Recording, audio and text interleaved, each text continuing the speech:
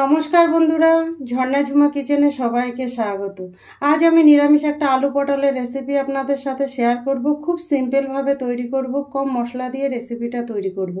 তো চলেন কিভাবে আমি বানিয়েছি সেটাই এখন আপনাদের সাথে শেয়ার করব। আজ আমি একটা নিরামিষ পটলের রেসিপি করব, খুব কম মশলা দিয়ে রেসিপিটা রান্না করব।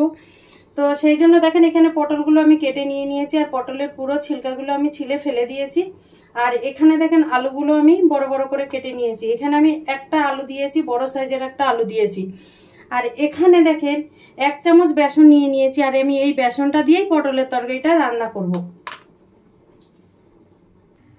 কড়াই গরম হয়ে গেছে, কড়াইতে আমি দিয়ে দিলাম সর্ষের তেল।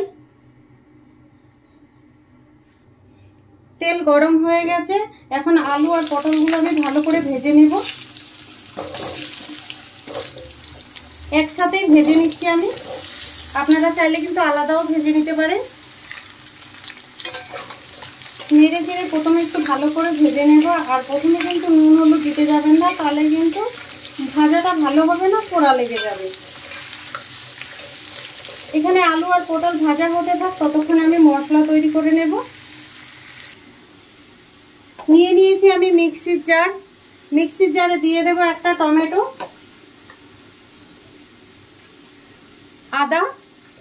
আদাটা একটু বেশি দিলাম আমি, যেহেতু নিরামিষ রান্না করছি সেই জন্য। আর দিয়ে দিলাম কাঁচা লঙ্কা,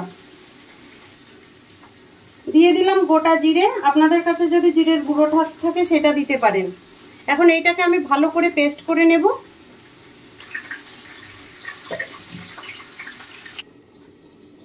দেখেন মশলা ভালোভাবে পেস্ট করে নিয়েছি।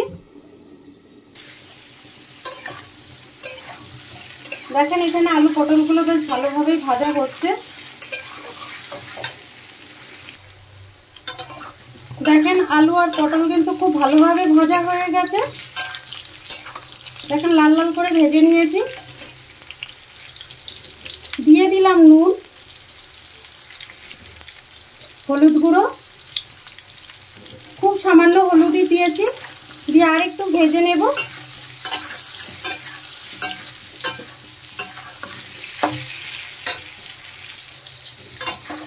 আলু আর পটল ভালো করে ভাজা হয়ে গেছে, আমি এখন তেলে থেকে তুলে নিচ্ছি। তেলটা থেকে কিন্তু তুলে নিতে হবে। তেলের মধ্যে আমি দিয়ে দিলাম একটা তেজপাতা, গোটা জিরে, দিয়ে দেব বেসন।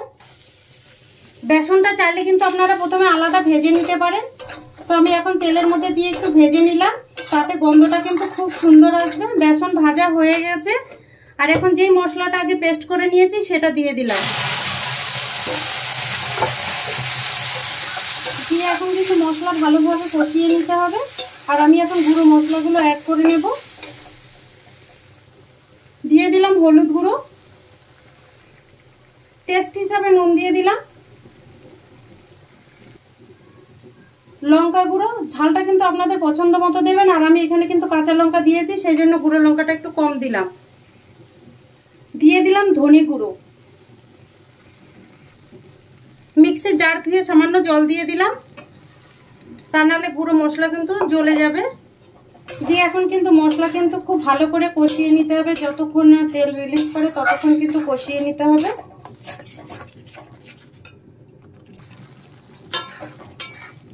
দেখেন মশলা কিন্তু খুব ভালোভাবে কষানো হচ্ছে। দেখেন মশলা থেকে কিন্তু তেল রিলিজ করে দিয়েছে, আর খুব সুন্দর কষানো হয়ে গেছে মশলাটা। আর মশলা কিন্তু যত ভালো কষানো হবে সবজির টেস্ট কিন্তু তত বেশি ভালো হয়। তো আমি দেখেন মশলা কষানো হয়ে গেছে, এখন এর মধ্যে আমি ভেজে রাখা পটল আর আলুগুলো দিয়ে দেব। দিয়ে আর একটু কষিয়ে নেব।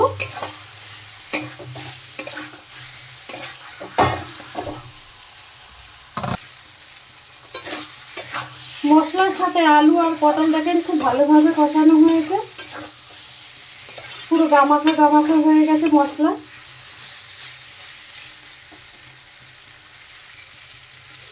দেখেন আলু আর পটল কিন্তু মশলার সাথে খুব ভালোভাবে কষানো হয়ে গেছে। এখন আমি জল দিয়ে দেব। আর এখানে কিন্তু বেশি জল দেওয়ার দরকার নেই। আলু আর পটল কিন্তু অলরেডি গলে গেছে। এখন ঝোলটা ফুটতে থাক। দেখেন ঝোল কিন্তু খুব ভালোভাবে ফুটে গেছে।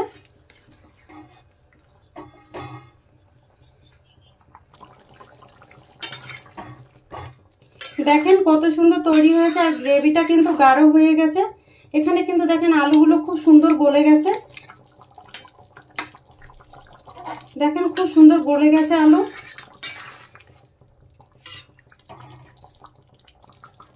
দিয়ে দিলাম আমি গরম মশলা গুঁড়ো। গরম মশলা গুঁড়ো দিয়ে দেওয়ার পরে আরেকটু নেড়ে দিলাম। তৈরি হয়ে গেছে।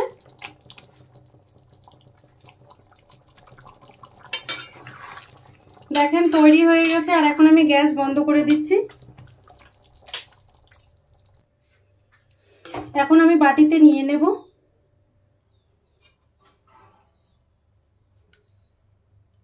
নিরামিষ দিনে কিন্তু আপনারা এই রেসিপিটা ট্রাই করতে পারেন। খুব কম মশলা দিয়ে কিন্তু এই রেসিপিটা তৈরি হয়েছে। নিরামিষ আলু পটলের এই রেসিপিটা যদি আপনাদের ভালো লাগে তাহলে আমার চ্যানেলটাকে সাবস্ক্রাইব করবেন, লাইক করবেন, কমেন্ট করবেন আর অবশ্যই শেয়ার করবেন। আর আমার এই ভিডিওগুলো দেখার জন্য আপনাদের অনেক অনেক ধন্যবাদ।